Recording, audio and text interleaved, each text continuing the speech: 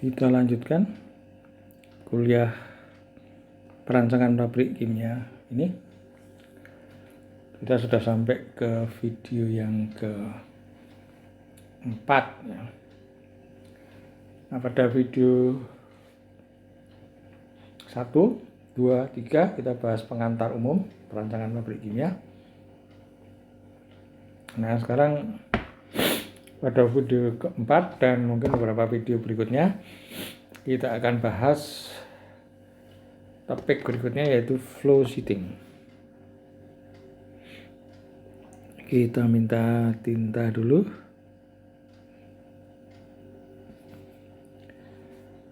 Yang kedua kita bahas flow sheeting.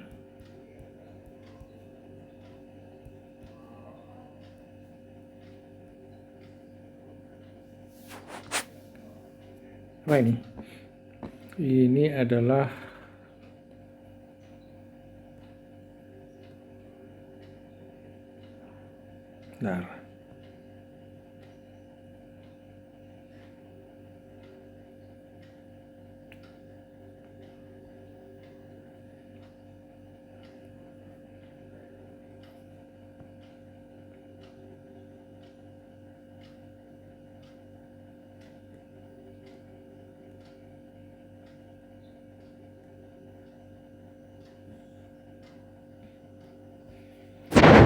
apa itu flow sheeting? Kalau kita definisikan secara sederhana, merangkai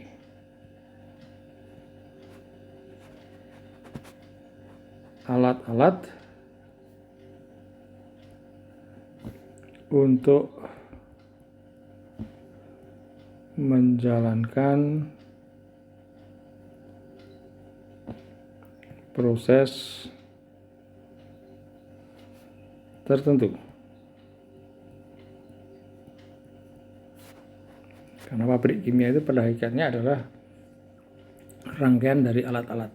Nah, kita harus punya kemampuan kalau kita mengadakan proses yang seperti ini, kira-kira rangkaian alat yang kita butuhkan apa saja dan menghubungkannya seperti apa. Nah, bekalnya apa? Untuk bisa melakukan flow sheeting, bekal pokok ya.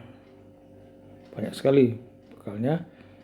Yang pokok aja saya sebutkan. Yang ketiga, pemahaman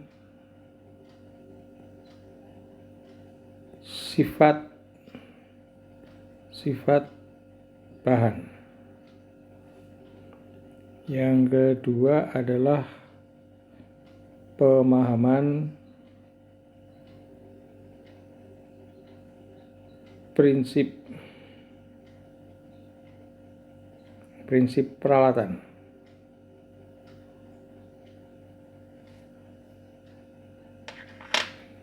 Misalnya untuk pompa ada beberapa macam, kemudian untuk keperluan kita ini pompa apa yang paling cocok dan seterusnya. Evaporator ada apa saja jenisnya, kemudian untuk keperluan kita ini yang paling cocok yang mana. Nah, sekali lagi flow sheeting atau problem engineering umumnya adalah bersifat open-ended. Jawabannya banyak. Yang kita pilih adalah jawaban yang feasible, layak dijalankan, dan kalau bisa mendekati optimum ya. Kalau optimum sih bagus, tapi sulit biasanya optimum. Jadi biasanya pabrik itu dirancang pada ya hanya dekat-dekat optimum saja. Di pemahaman prinsip-prinsip peralatan. Yang ketiga apa? Pemahaman teori ya, analisis teoritis dan komputasi.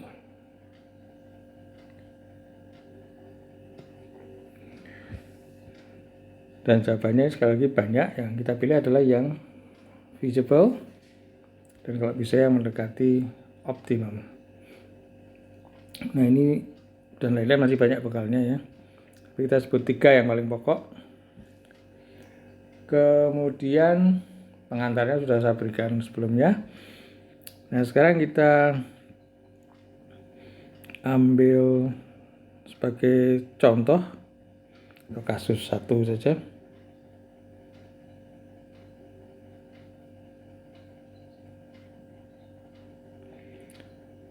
Pasteurisasi susu.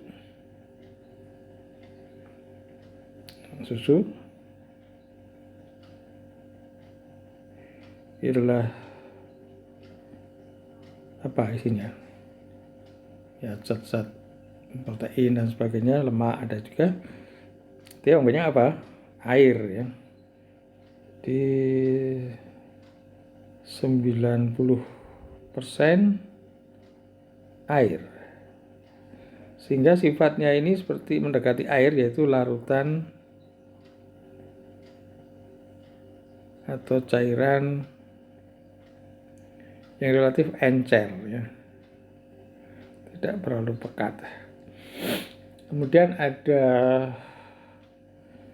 sifat yang sangat spesifik dan harus kita perhatikan. Sifat bahan yang sangat penting untuk perancangan pemrosesan susu adalah sangat tidak tahan panas ya. Susu itu sangat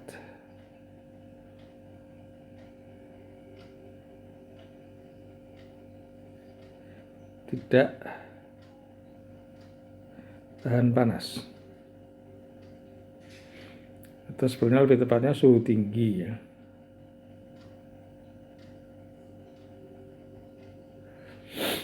Padahal ini maksudnya mau menghilangkan mikroba, bukan membunuh ya, membunuh mikroba.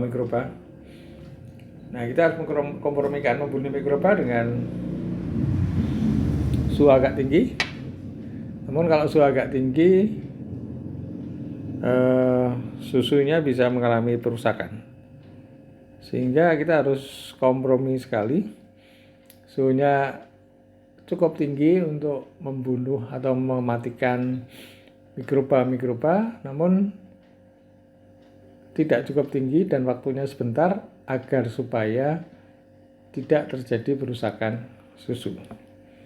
Jadi kalau kita sebut pasteurisasi,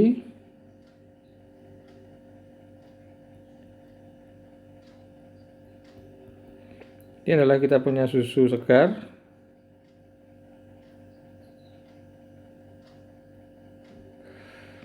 Biasanya disimpan suhu berapa kalau susu segar itu? Ya, biasanya disimpan rendah suhunya supaya lebih awet ya. Kira-kira adalah 10 derajat Celcius. Kemudian ini dibawa ke sekitar macam-macam pasteurisasi itu. Yang bilang 63, waktunya agak lama ya, mungkin 30 menit, ada yang 70 lebih, 75, mungkin 73, macam-macam. Formula pabrik-pabrik masing-masing beda-beda. Tapi waktunya hanya beberapa sekon saja. Nah, kita ambil aja misalnya ini dibawa ke 70 saja. Jangan tinggi-tinggi dan jangan lama. Katakanlah diberi waktu 60 sekon. Ini tergantung, banyak company punya resep sendiri-sendiri. Oke, di bawah 70 derajat Celcius 60 sekon, dan terus didinginkan kembali dan disimpan menjadi susu lagi. Di hadapan masih susu segar, dibawa ke 10 derajat Celcius sambil menunggu diproses lanjut. Masuk ke untuk menjadi susu bubuk dan sebagainya. Kalau biasanya kan urut prosesnya itu, tidak bisa susu datang langsung diproses, ada penjadwalan, ada giliran itu. Nah, untuk menunggu giliran itu tidak boleh sempat ada perusakan, jadi mikroba harus dimatikan dengan pasteurisasi. Cuman kalau kondisinya seperti ini itu mikrobanya mati, tapi sporanya biasanya tidak mati. Lama-lama akan bisa tumbuh lagi. Maka ini hanya penyimpanan sementara sebelum diproses lebih lanjut di pabrik ya. Atau kalau mau untuk rumah tangga ya untuk diminum, sebelum diminum. Pasteurisasi, susu sekitar 10 derajat, 70 derajat Celcius 60 sekon, lalu dikeringkan kembali ke 10 derajat. Lalu bagaimana rangkaian alat-alatnya? Nah, kalau studi di lab ya gampang, ini kecil-kecilan kan, banyak suhunya sekian, dikontrol cepat. Nah, sekarang problemnya adalah bagaimana kalau rangkaian alat-alatnya untuk skala besar di pabrik kimia. Nah, kalau yang menemukan pasteurisasi mungkin orang TP atau mungkin kedokteran atau ya macam-macam. Tapi yang merancang pabriknya akhirnya ya terpaksa orang teknik kimia. Karena untuk perancangan alat skala besar ini kompetensi khasnya ya teknik kimia. Kita tidak bisa tanya kemanapun. Kita harusnya paling ahli dalam bidang ini. Nah, gimana? Kita membuat rangkaian alat untuk pasteurisasi seperti ini. Kita mulai dari penyimpanan susu yang 10 derajat Celcius tadi. Apa ya penyimpanannya? Tangki. Untuk apa? Silinder tegak, silinder horizontal, bola, atau tangki kotak ya, ada juga tangki kotak ya. Standar air kita itu tangkinya kotak kira-kira. Tapi kalau yang umum, kalau di industri ya silinder tegak, silinder horizontal, dan bola misalnya. Ini apa yang umum? Nah, kalau ini dari teori-teori transportasi bahan dan transportasi dan penyimpanan bahan, saudara belajar kalau kondisinya seperti ini tadi berapa? 10 derajat Celcius 1 atmosfer, apa ya alatnya? Nyimpan bahan 10 derajat Celcius 1 atmosfer. Kira-kira kalau ini silinder tegak, oke. Kita punya tangki silinder tegak. Sket. Bentuknya apa ya? Elip. Bola. Atau kerucut. Kalau ini apa? Kondisinya 10 derajat Celcius 1 atmosfer. Ya, ini kerucut aja tidak apa-apa tutupnya. Kenapa demikian? Ya, lihat di teori transportasi dan penyimpanan bahan itu ya. Ini kerucut itu apa? Paling murah ya, namun tidak tahan tekanan tinggi. Kalau sudah diberi kertas atau beri daun pisang, suruh buat kerucut bisa nggak? Kertas, dibuat kerucut bisa. Kalau diberi kertas terus disuruh buat setengah bola, wah agak sulit. Elip, wah lebih sulit lagi ya. Jadi kira-kira buatnya murah ini kalau buat kertas sih gampang, buat daun pisang aja bisa. Nah, kalau baja ya mestinya seperti itu, walaupun sama-sama lebih sulit, tapi ini kira-kira ya yang paling mudah itu adalah kalau kerucut. Jadi ini susu 10 derajat, sini 1 atmosfer saja kalau bisa, tidak usah macam-macam. Kemudian ini kita proses, angkut ke pemroses, ini pipa, kemudian pakai pompa. Pompa apa ini? Ya, pertimbangan ada pompa sentrifugal, pompa rotary, pompa aksial, pompa reciprocating. Ini pompa apa kira-kira? Nah, kalau ini sentrifugal bisa. Mengapa? Lihat di buku tadi di teori mengenai transportasi dan penyimpanan bahan. Terus kita apa kan? Kita panasi sampai 72 derajat Celcius lewat apa? Heat exchanger.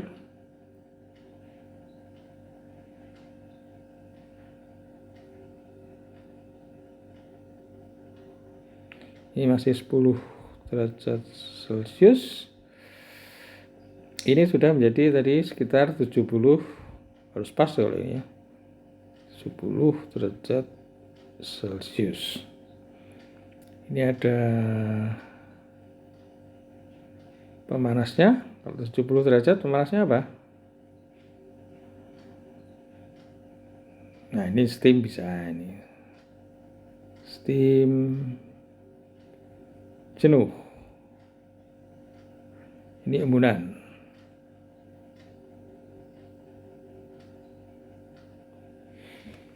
Nah, kemudian ini dibawa kemana? Sudah sampai 70, harus dipertahankan selama berapa? 60 sekon. Harus dimasukkan dalam alat yang waktu tinggalnya 60 sekon. Alat yang apa ya? Alirannya yang apa ya? Yang penting ini harus kita bedakan. Yang mixed flow atau plug flow, kira-kira mendekati. Yang mana pertimbangannya? Kita lihat di halaman berikutnya dulu. Lalu ditahan alat apa? Untuk menahan selama 60 sekon. Nah, ada dua jenis, yang jenis ini.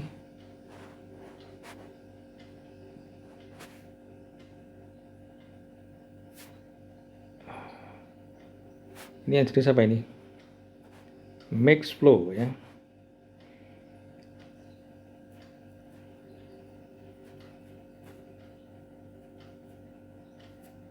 Ada jenis yang kedua, jenis plug flow. Masuk dari sini, keluar sana. Ini adalah jenis mendekati plug flow. Ini harus 60 sekon. Di sini. Milih yang mana? Oh, ada.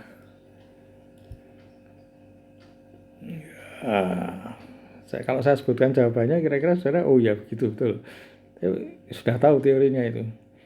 Tapi kalau diberi soal begini, mungkin saudara kesulitan ini. Gimana ya pertimbangannya apa ya? Apa yang ilmu apa yang mau saya pakai? Nah, mixed flow, waktu tinggal harus berapa tadi?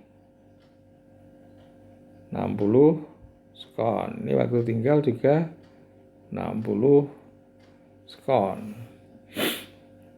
Dipilih yang mana? Kalau engineer yang sudah berpengalaman akan langsung pilih yang plug flow. Kenapa? Karena mixed flow itu sifatnya gimana? Waktu tinggal dalam alat mixed flow itu gimana? Misalnya di alat yang tangki berpengaduk ini, cairan yang masuk, waktu tinggalnya seragam nggak? Ya nggak masuk, nggak seragam ya. Ada yang masuk pas sial atau beruntung itu baru 1 detik sudah keluar. Ada yang 5 detik baru keluar. Ada yang 50 detik baru keluar. Random keluarnya kan, diambilnya kan random. Jadi ada yang 60 detik baru keluar. Ada yang 120 detik baru keluar ya. Nah, ini cocok nggak untuk keperluan kita?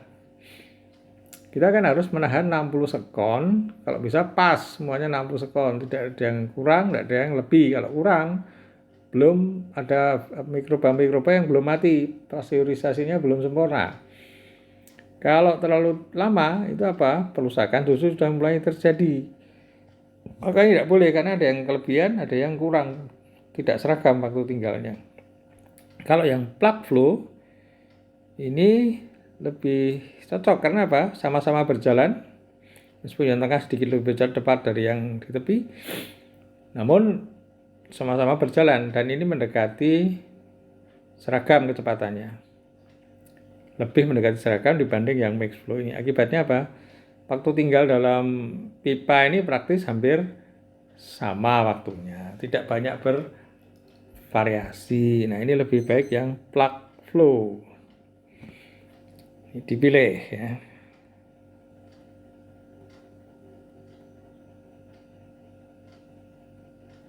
Timbangannya tadi lisan saya terangkan. Sekarang udah pilih pipa ya. Sekarang pilih pipa yang kecil, panjang. Nanti volume waktu tinggalnya juga 60 sekon. Waktu tinggal sama dengan apa, ingat? Volume dibagi debit aliran ya. Volume alat dibagi debit aliran. Jadi asal memberikan waktu tinggal 60, volume alatnya sekian bisa dihitung. Theta waktu tinggal kali debit, itu ketemu volume alatnya. Nah, sekarang sama-sama volumenya, waktu tinggalnya bisa 60 sekon. Tapi terus kita pilih yang diameternya kecil tapi panjang, atau yang gemuk diameternya besar pendek. Sama-sama volumenya sama, buat volume sama, akibatnya volume waktu tinggalnya sama 60 sekon. Mana yang lebih cocok?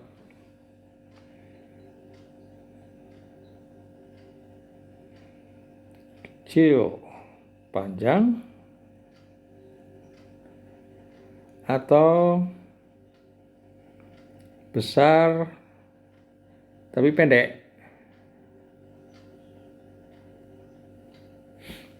Gimana mikirnya? Nah, kalau saya jawab jawaban nanti ya, oh ya ilmunya saya sudah tahu itu. Tapi kalau waktu berpikir diberi soal gini mesti biasanya kesulitan. Karena apa? Ilmunya masih mati semua ya. Sudah tahu dikuasai tapi masih mati, belum hidup ilmunya. Nah, tujuannya menjadi engineer yang berpengalaman itu kalau itu sudah ilmunya itu sudah hidup ya. Oke, kalau ini terus mikirnya pakai alat pikiran apa itu? Pikiran panjang, kecil panjang atau besar pendek. Nah, kita lihat kalau pipa besar.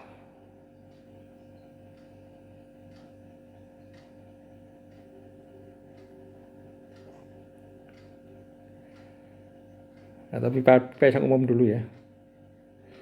Kalau alirannya laminer, profilnya bagaimana? Ini kalau di proses transfer parabolis ya. Kalau laminer itu.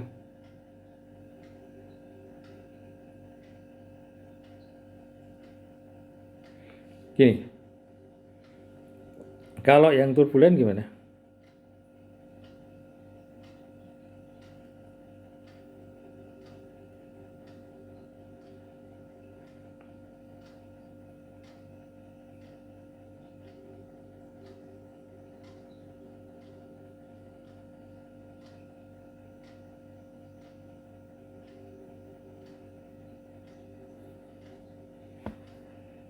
Ini gambarnya kurang bagus ya, saya buat yang lebih menjelaskan bedanya. Oke, saya tulis lagi, ini parabolis yang betul-betul parabolis ya.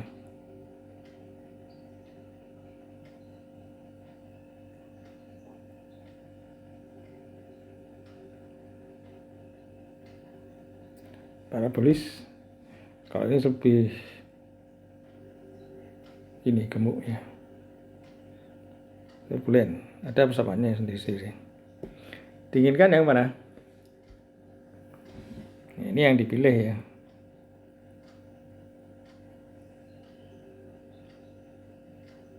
Kenapa? Ini kecepatannya lebih seragam. Kalau yang atas itu Yang tepi itu pelan banget, jadi nanti waktu tinggalnya lama di dalam pipa itu. Kalau yang tengah itu cepat, jadi waktu tinggalnya di pipa sedikit, mungkin belum terpasteurisasi, tapi yang lambat itu sudah terlalu lama, jadi rusak susunya. Kalau ini lebih seragam, ya, profil kecepatannya lebih seragam. Jadi harapannya waktu tinggalnya hampir sama. Dan juga di sini terjadi olakan. Jadi yang tepi tidak terlalu, kalau laminar itu kan yang di tepi ya tetap di tepi terus ya. Tidak ada perpotongan garis arus. Kalau yang bawah itu ada olakan, perpotongan garis arus, sehingga yang tadinya tepi ganti tengah, tengah pindah ke tepi, dan itu menjadi makin waktu tinggalnya makin seragam. Jadi ini kan turbulen. Yang turbulen itu apa? RE-nya berapa? Kecil ya. Kalau ini RE-nya harus besar, karena diinginkan turbulen, RE-nya harus besar. Maka kita harus ingat RE itu apa? Bilangan Reynolds itu. Rho V D per mu. Rho rapat massa, V kecepatan, D diameter pipa, mu viskositas. Jadi supaya turbulen, RE-nya besar, diameternya harus besar apa kecil? Nah, kalau lihat sekilas rumus itu rho V D per mu, oh berarti yang diameternya besar itu akan turbulen. Nah, padahal salah ya. Kenapa? Kalau D-nya besar itu nanti kecepatan alirannya akan kecil. Jadi D-nya tambah besar tapi V-nya kecil. Lebih tajam mana pengaruhnya? Nah, D nanti kita lihat. Sekarang kita formulasikan V dan D itu harus hanya jadi satu, jadi V semua atau jadi D semua. Kalau bisa jadi D semua, supaya pengaruh D itu tunggal. Nah, kita punya apa lagi? Debit Pi per 4 D kuadrat luas tampang kali apa? V. Jadi V sama dengan apa? 4Q per Pi D kuadrat. Jadi RE itu bisa diganti rho kali 4Q per Pi D kuadrat kali D per mu. Jadi rho-nya sama dengan apa? 4 rho Q 4 rho Q per Pi mu D. Nah, kalau ini kan Q-nya tetap, karena itu pabriknya kapasitasnya tetap ya. Jumlah debit susu yang harus dipasteurisasi tetap. Diinginkan RE-nya besar. Nah, ini RE sudah tinggal fungsi diameter saja, karena rho konstan, Q konstan, mu konstan. Jadi D-nya ternyata di bawah. Jadi kalau D-nya diperbesar, RE-nya makin apa? Makin kecil, jadi malah laminar. Jadi supaya turbulen, RE-nya besar, maka D-nya harus kecil. Jadi agar turbulen, D dipilih kecil. Dengan cara jangan terlalu kecil ya. Kalau terlalu kecil nanti pressure drop-nya sangat tinggi. Oke, kita kembali. Jadi kita harus menyediakan alat yang D-nya kecil, tapi agar waktu tinggalnya tetap 60 sekon, pipanya panjang. Jadi ini ada yang namanya holding tube.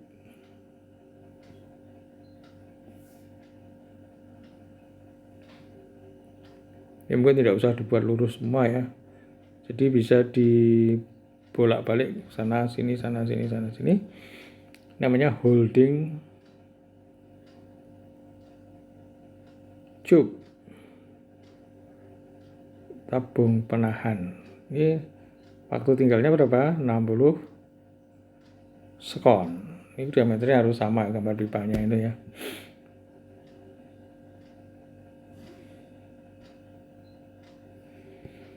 Oke. Kemudian kita ini sudah selesai pasteurisasinya. Sekarang kita dinginkan lagi.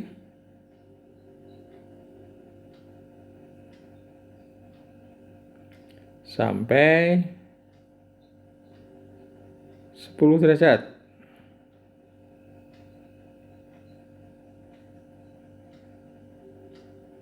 Pakai heat exchanger ya.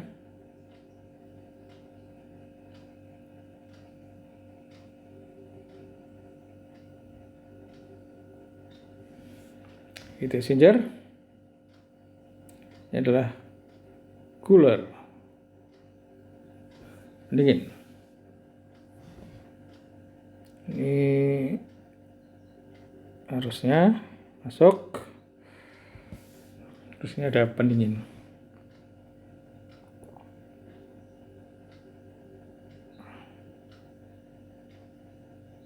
Sampai berapa pendinginannya? 10 derajat Celcius, kemudian disimpan lagi. Lalu pendinginnya apa ya? 10 derajat Celcius. Air bisa nggak? Wah, nggak bisa. Suhu air kita itu kalau di Indonesia berapa? Wah, itu tergantung suhu lingkungan, kira-kira 30-an ya. Padahal mendinginkan berapa? Sampai 10 derajat Celcius. Bisa nggak? Nggak bisa. Jadi harus pakai apa? Refrigeration untuk sampai 10 derajat Celcius. Jadi saudara bisa pakai refrigeration di sini. Sampai suhunya 10 derajat Celcius. Suhu mula-mula berapa ini? Masih 70 derajat Celcius. Nah, tapi kalau itu juga kurang bijaksana. Kenapa? Menjadi 10 derajat, kita perlu refrigeration, betul. Tapi pada saat suhunya 70, ini kan kita masih bisa pakai pendingin air. Kenapa enggak pakai air dulu? Baru kemudian setelah air enggak bisa, baru pakai refrigeration. Jawabannya, oh iya betul gitu. Ini artinya bisa menghemat refrigeration. Jadi misalnya ini pakai air dulu. Air, tapi airnya mungkin suhunya sekitar, ya tergantung suhu, 25, 30 ya kadang-kadang gitu. Maka bisanya mendinginkan sampai berapa ini? Suhunya 30, 32 ya 35 lah, sekitar 36 lah.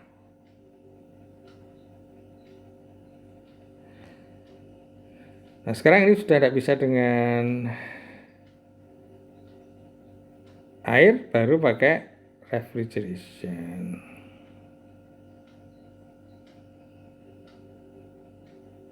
Jadi ini cooler 1, ini cooler 2. Pakai apa ini? Refrigeran.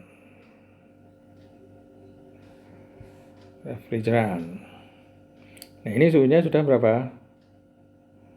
10 derajat Celcius. Dan disimpan lagi di tangki yang sama tadi. Tangki silinder tegak, tutup kerucut saja. 10 derajat Celcius, 1 atmosfer.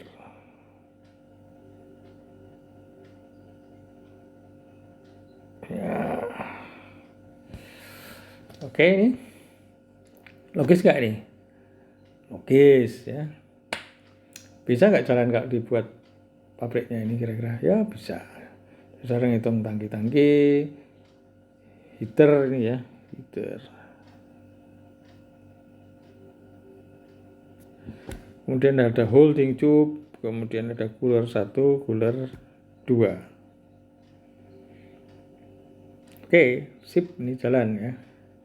Cuman bagi seorang yang engineer yang sudah berpengalaman, wah ini masih bisa diperbaiki lagi. Ada kelemahannya ini, kurang sempurna ini. Apa? Nah, kurang sempurnanya ya ini kan kita lihat, kita manasi, kemudian sampai 70 ya, kemudian mendinginkan lagi. Nah kalau kita pakai yang 70 ini, susu yang sudah keluar itu 70 derajat Celcius ini, daripada dinginkan dengan cooler, kita pakai untuk manasi susu yang mau dipasteurisasi, bisa nggak? Oh, bisa ya, jadi ada heat integration. Jadi susu yang panas ini sudah selesai pasteurisasi, dipakai untuk memanasi umpan susu yang suhunya 10 derajat Celcius. Bisa nggak? Bisa, suhunya lebih tinggi kok. Jadi ada menghemat, nanti pemanasnya bisa dikurangi. Pendingin di sini juga dikurangi. Ya. Jadi ini masih perlu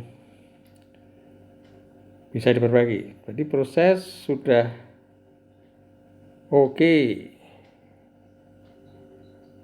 Namun masih bisa disempurnakan dengan memanfaatkan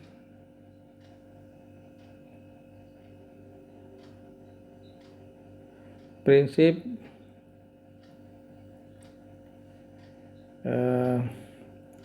heat integration ya.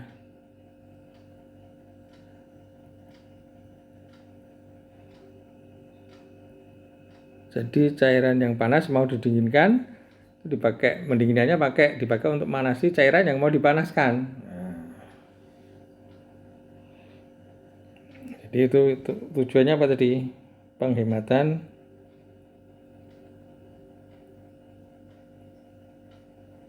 energi. Nah, bagaimana kalau kita sempurnakan dengan heat integration? Kita berikutnya ini dengan heat integration.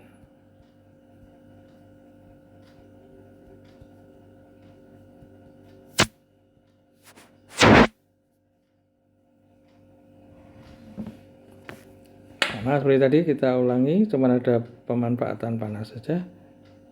Jadi ini susu 10 derajat Celcius, 1 ATM, pompa sentrifugal saja. Kemudian nah ini ada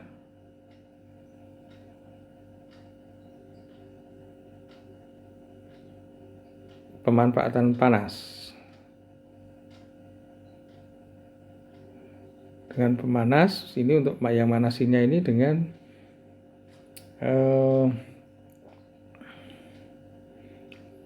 susu yang sudah pasteurisasi suhu 70 mau didinginkan, dipakai untuk pemanas di sini. Itu adalah sistemnya, sistem ini alatnya namanya regenerator.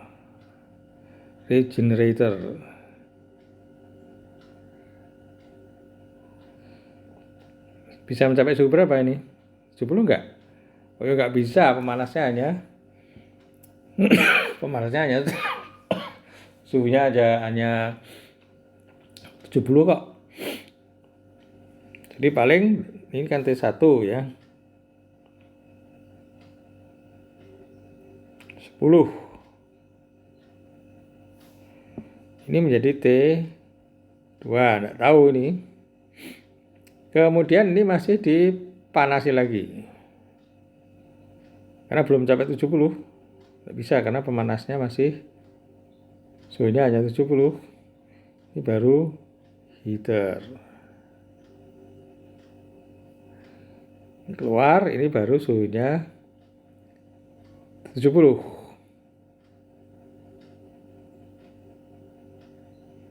T3 70 derajat Celcius. Kemudian ini masuk ke holding tube, tadi ditahan selama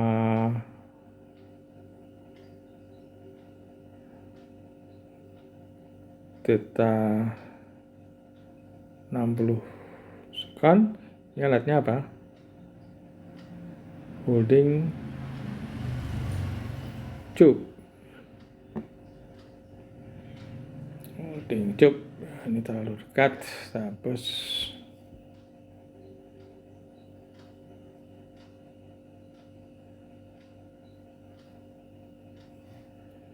Ini holding tube.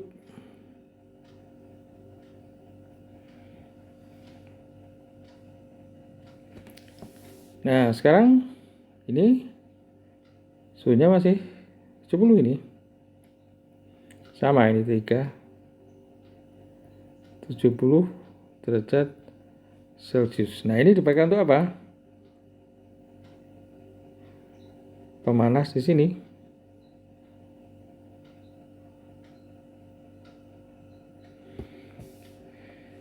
Nih dipakai untuk pemanas di sana. Turun sampai berapa di sini? Bisa 10 enggak? Enggak bisa ya, karena pendinginnya aja hanya 10 derajat Celcius. Ini suhunya enggak bisa ini sampai mencapai 10 derajat Celcius. Jadi harus didinginkan lagi dengan cooler 2 ini ya. Ini cooler ya. Pakai refrigeran misalnya ini ya. Karena untuk mencapai berapa? T4 harus kembali, ini T4 ya. Atau berarti ini T5.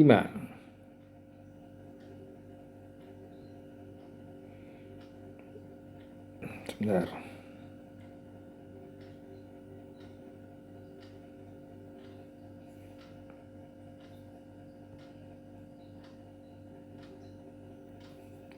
T5 ini harus sama dengan 10 derajat Celcius. Kemudian masuk ke tangki lagi.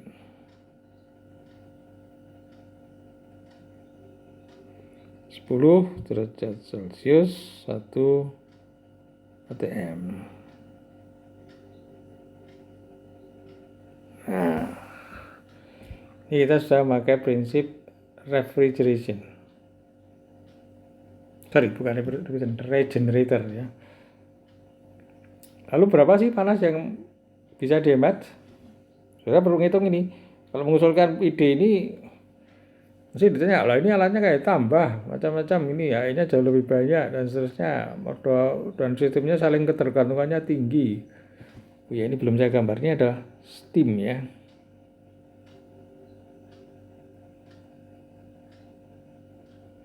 Ini adalah embunan.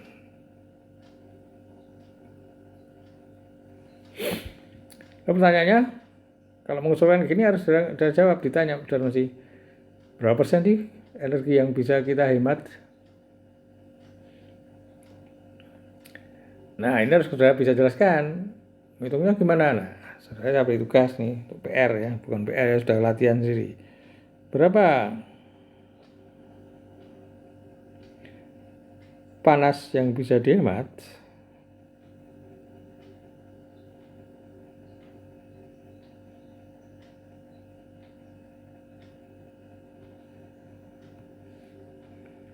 Ini tergantung apa?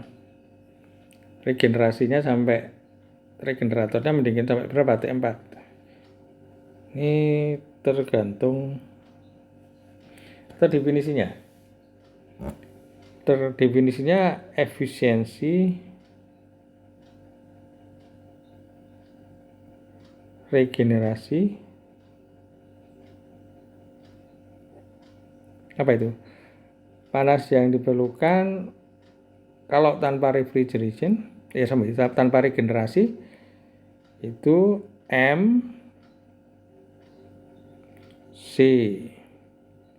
Kalau tanpa regenerasi itu berarti manasnya sampai berapa? Sampai 70. Jadi T3 min T1. Kalau dengan regenerator kita manasnya cuma berapa? Dari T2 sampai T3.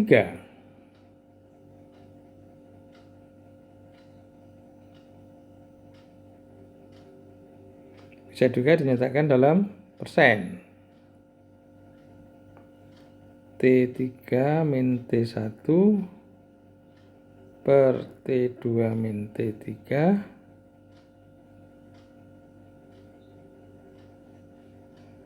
T2 min T1 ya.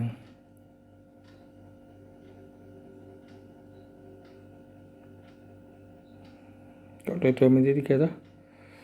T3 min T2 ya.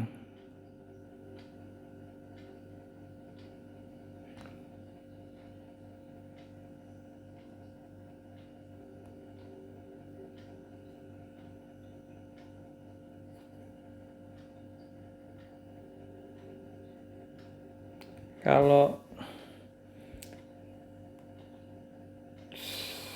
sebentar, keliru ya, harusnya kalau dengan regenerasi dan dibandingkan dengan tanpa regenerasi. Jadi kalau tanpa regenerasi itu berapa? Ini ya, panas dengan regenerasi dan tanpa regenerasi. T3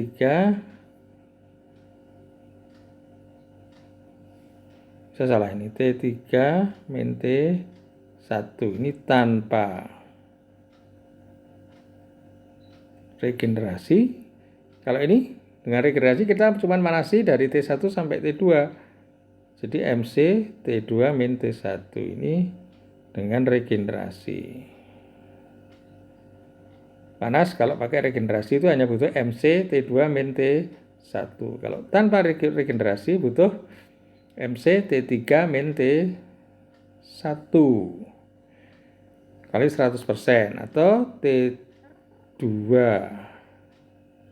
min T1 per T3 min T1 kali 100%.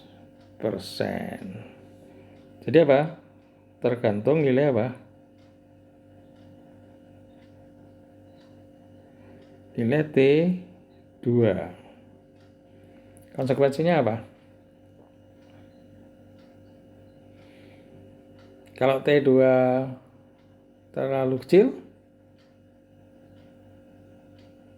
T2 rendah, tinggi dulu ya. Ini coba dihitung ya.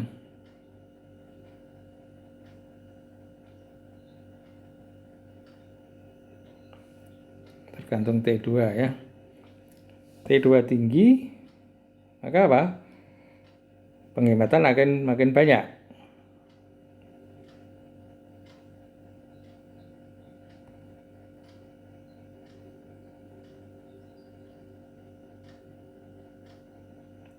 Namun apa?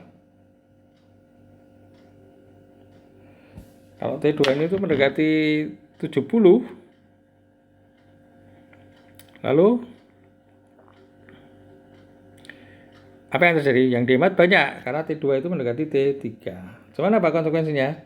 Kalau T2 mendekati 70, maka selisih antara pemanas yang suhunya 70 dengan yang dipanasi yaitu misalnya sampai 69 itu efisiensinya tinggi banget. Itu apa akibatnya? Delta T-nya hanya berapa? 1 derajat Celcius. Ini 70, ini 69. Nanti kalau deltanya terlalu kecil, apa akibatnya? Nanti ingat rumus Q sama dengan UA delta T. Q panasnya ditransfer, UA delta T. Nah, AU-nya kira-kira praktis tetap. Jadi delta T-nya kecil, selisih suhu antara pemanas dan yang dipanaskan itu kecil. Delta T-nya kecil, berarti apa? Untuk mencapai Q yang sama, itu butuh apa? Butuh A yang besar. Jadi apa yang terjadi? Kalau T-nya sampai dekat banget dengan 70, misalnya 69 atau 69,5, itu nanti efisiensi panasnya akan bagus. Namun apa? Delta T antara pemanas dan yang dipanaskan itu sangat kecil. Akibatnya apa? Luas permukaan transfer panasnya harus sangat besar. Jadi kita harus beli HE, heat exchanger untuk regenerator itu adalah dengan yang luas yang sangat besar. Jadi mahal juga. Jadi nanti biaya operasi bisa murah, biaya pemanasan, efisiensinya bisa tinggi. Namun harga alatnya jadi mahal. Jadi memang dalam pabrik kimia atau dalam keperluan sehari-hari, biaya operasi dengan harga alat itu biasanya bermusuhan, ya, berlawanan. Kalau pilih alat yang biaya operasinya rendah, itu mesti harganya ya tinggi. Namun ukuran HE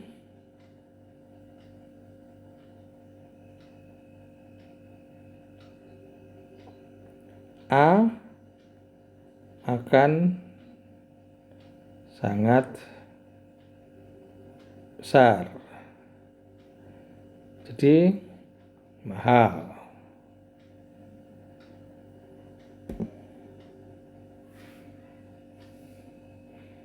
Oke, jadi mahal. Jadi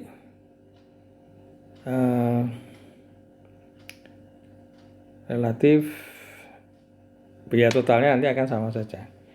Nah, sekarang biasanya berapa yang dikerjakan di pabrik semen? Ini kok pabrik semen, pabrik susu ya. Biasanya seperti ini.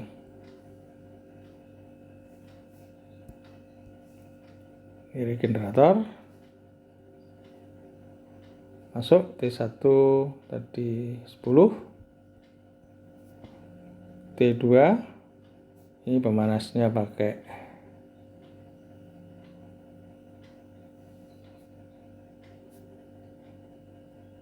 suhunya T3 tadi, T berapa tadi? T3 ya. T3 70.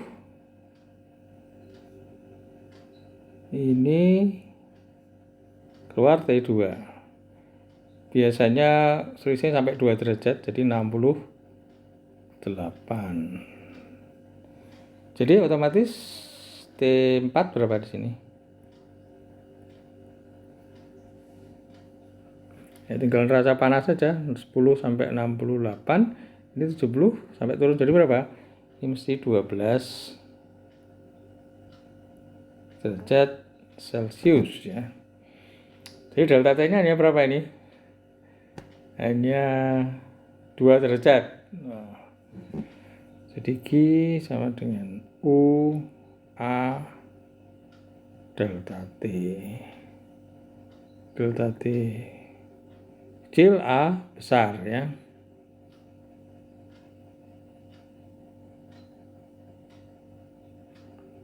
A besar ya. Lalu jenis HE yang dipakai apa?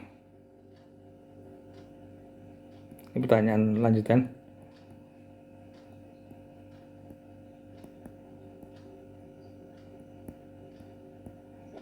Misalnya HE11,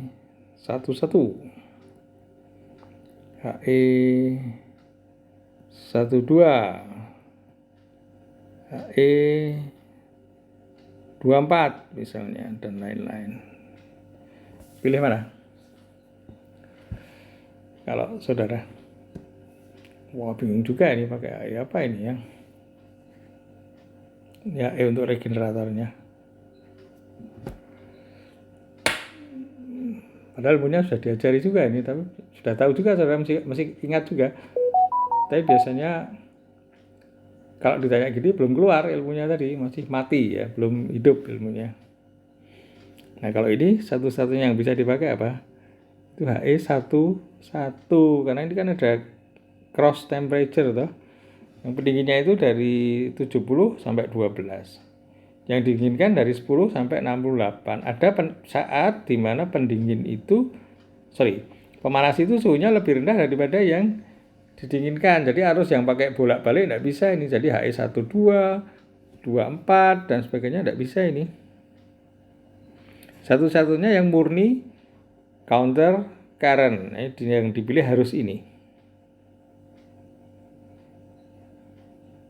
Jadi kalau untuk ini saudara beli yang HE12, wah ini jelas tidak jalan.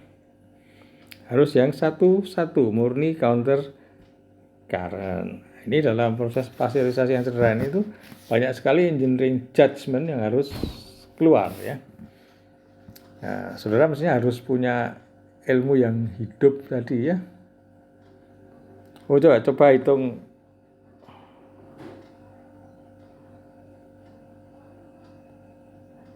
efisiensi regenerasinya. Kalau kita pakai suhu T2-nya 68 derajat Celcius ya. Oke, ini sudah bisa untuk pasteurisasi. Tapi yang kalau kita beli, atau contoh 2 ya.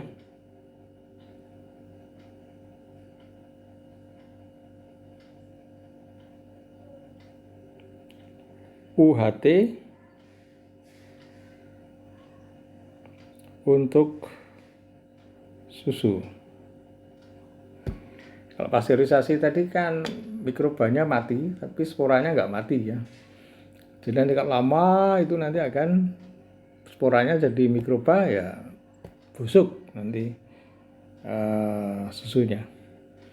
Maka untuk supaya bisa awet lama, disimpan lama jadi susu kaleng yang bisa berbulan-bulan itu, maka harus sampai ke suhu tinggi. Jadi baik mikrobanya maupun sporanya harus mati. Nah, proses yang terkenal saat ini kalau saudara beli susu di supermarket itu kan ada tulisannya UHT. Apa itu? Ultra High Temperature Treatment ya. Ultra High Temperature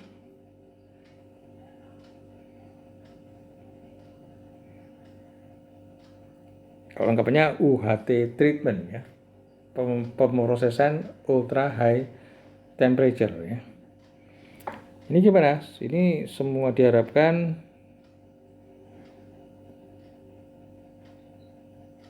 mikroba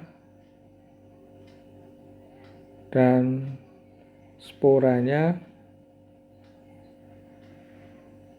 mati ya. Kalau pasteurisasi tadi yang mati hanya mikrobanya, sporanya lebih tahan. Nah, apa yang dilakukan untuk UHT treatment ini? Susu 10 derajat Celcius kita bawa kemana? Wah, itu bisa lebih tinggi suhunya, sampai 134 misalnya derajat Celcius. Waktunya berapa? Wah, singkat sekali itu. Mungkin 0,5 skon atau mungkin ya. Atau 1 skon ya mungkin. Cuma sebentar sekali. Mungkin 0, ya tergantung pabrik-pabrik punya resep sendiri-sendiri. 0,7 misalnya lah. Lihat di pabrik-pabrik ya, di data-data atau di buku-buku pemrosesan susu atau di internet ya, tanya Pak Google. Kembalikan ke 10 derajat Celcius. Wah, ini agak beda nih. Tadi hanya sampai 70 atau 75 ya. Atau 80. Nah, sekarang sampai 134. Tapi harus singkat sekali, 0,7 sekon misalnya. Lalu bagaimana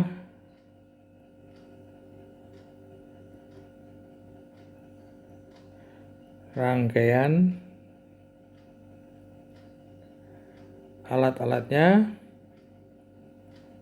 Sekali lagi ini untuk skala besar ya. Oke, ini kita diskusikan nanti di video yang kedua.